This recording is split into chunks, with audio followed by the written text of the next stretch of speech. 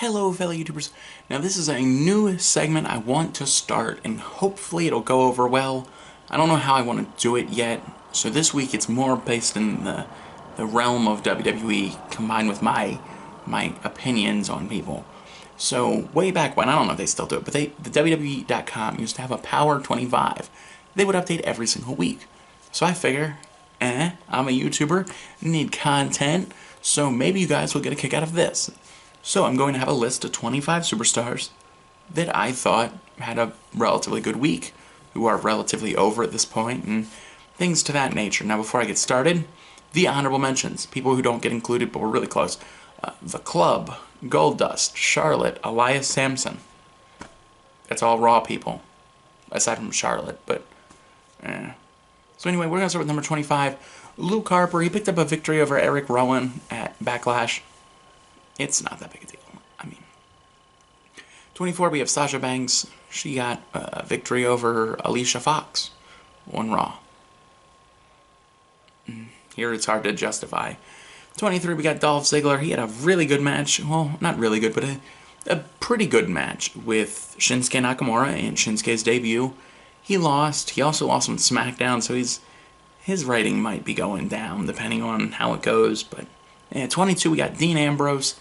He did something on Raw, didn't he? Oh yeah, he lost to Elias Sampson. But I put him on here because he's the IC champion at the moment, which kind of automatically gives him a spot.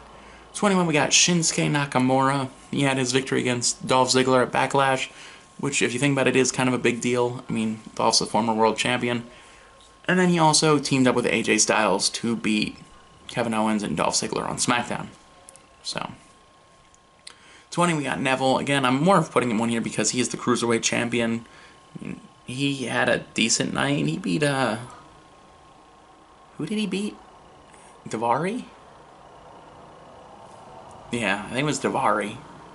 No, he didn't have a match on Raw because that was Tozawa that was in that spot.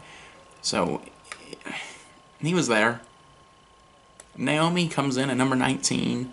Again, it's more of a, she has the title, she's there. She's been losing a lot lately. Well, she lost at Backlash. And then on SmackDown, I don't even think she was a part of the team. But she's still the reigning SmackDown Live Women's Champion. Number 18, we got Cesaro and Sheamus. I'm putting them on here together. I don't know if I'll continue doing this or not. But I have them together here. I mean, Sheamus lost a match against Matt Hardy on Raw. But they're still one of the most interesting things about Raw. So number 17, we have a team of kind of the same ilk. Breezango, who have been the most interesting thing on SmackDown recently, ignoring guys like AJ Styles. And they're at the spot basically because they got 2 pinfall victories over the Usos on SmackDown. But also at the same point, they're one of the most interesting things, so they got to be on here somewhere. Number 16, we have Alexa Bliss, Raw Women's Champion. She won her match against Mickie James on Raw. Looked pretty dominant doing it. 15, we got the Usos. Now, the Usos are on here because they're the SmackDown Tag Team Champions, but they're also on here because they've been doing relatively good work recently. Hopefully that trend continues, and we see more out of the Usos than just being transitional champions. Number 14, we got Samoa Joe. I hesitate putting him up this high, but I mean, he did have a pretty good showing on Raw. He made Seth Rollins pass out, which is a good spot, I guess. Number 13, we got the Welcoming Committee. I would lower them if things continue the way they did on SmackDown. But at Backlash, Natalya made Becky Lynch tap. So, number 12, we got Finn Balor.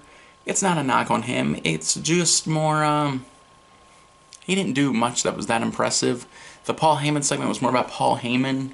And then his match with Carl Anderson, while it was a good match, it was kind of, who cares, really? 11, we got Baron Corbin.